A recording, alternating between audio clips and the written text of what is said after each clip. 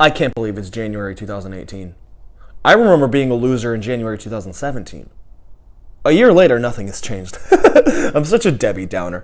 Anyway, we are here for part 2 of the basics of muscle building for beginners. Training edition. I know that's a mouthful, but that's what she said.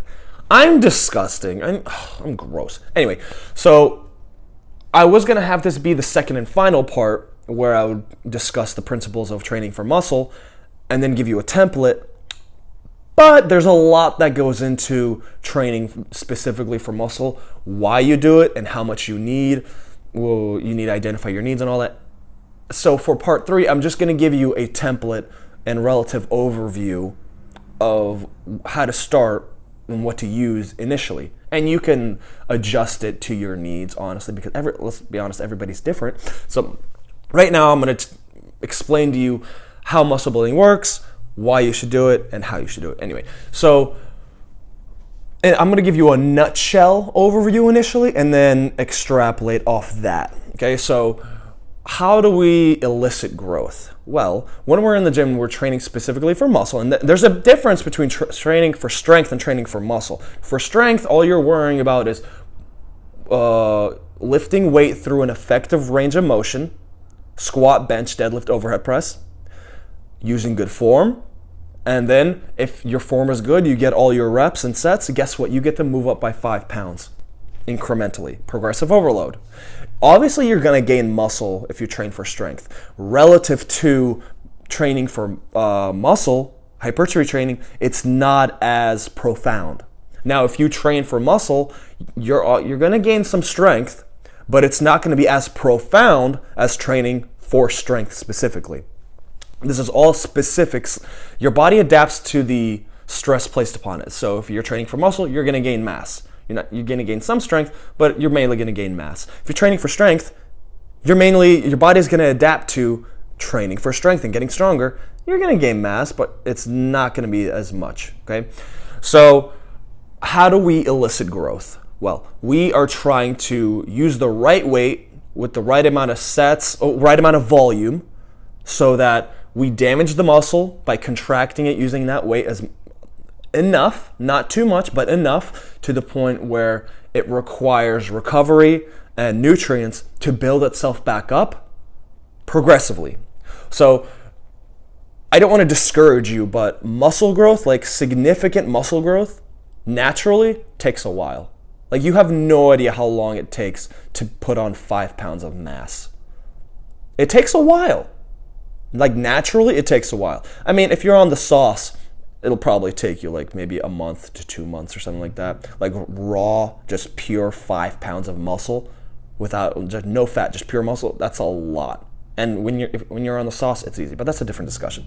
So when you're training for strength, you're only trying to put weight on the bar. Remember, that's how you know you're making progress. Oh, I put 5 pounds on the bar and I had good form. I'm doing good. It's harder when you're training for muscle because you don't get that instant gratification. Yes, I got 5 reps. I'm stronger. You need a lot more patience when you're training for muscle.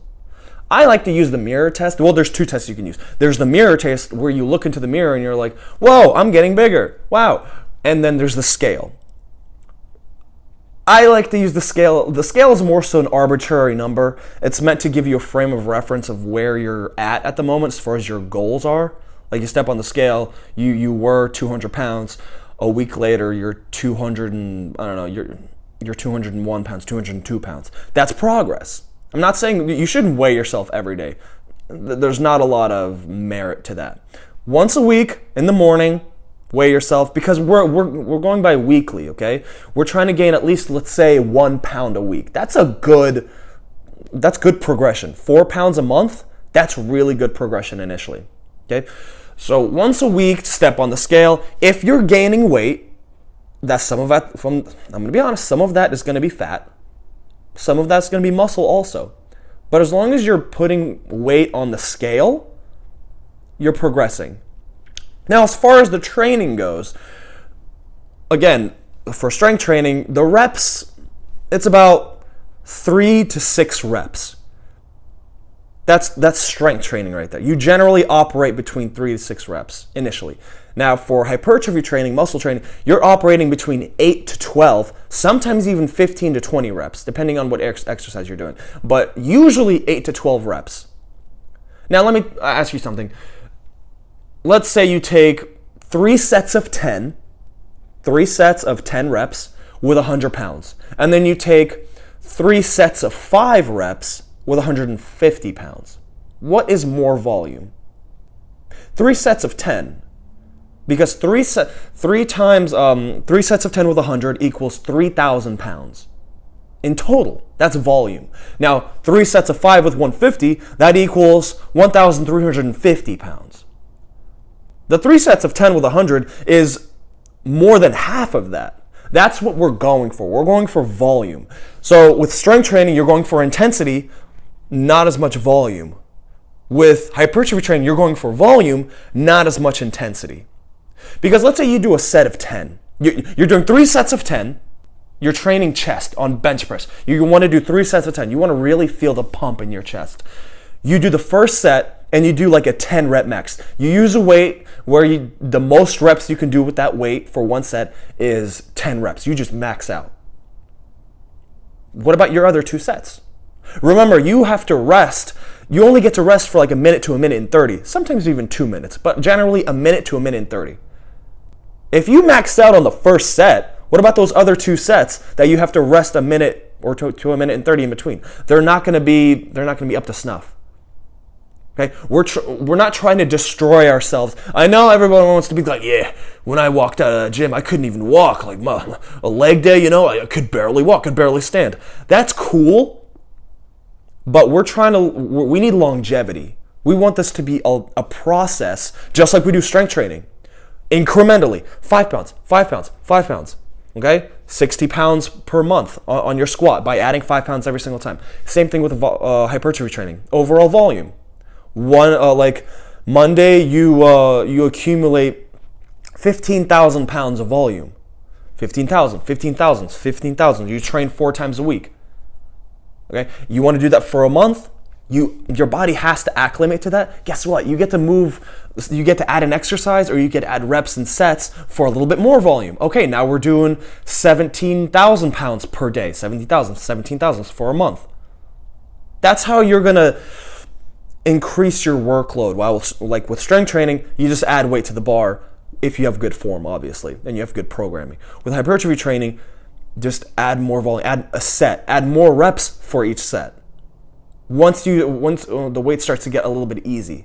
Like if you're doing 3 sets of 10 with bicep curls with like 80 pounds, after 2 weeks, I don't really feel it anymore. I don't feel my biceps contracting as much as they did 2 weeks ago. Guess what? Bump it up.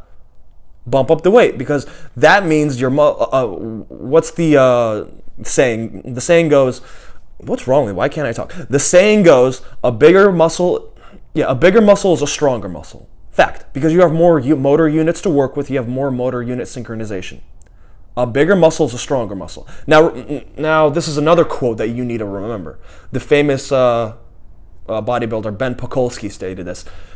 Your muscle doesn't know what weight you're using. So why would you use a weight that you're using shit form with, and the reps, you wanted 10 reps but you only got 8, and the reps weren't even that quality? We want to feel the muscle working. You want to use the right weight. If your 10 rep max on bench press is 200 pounds, you should probably use like 170 to 175, because you want 3 sets of 10, 4 sets of 8, 4 sets of 10.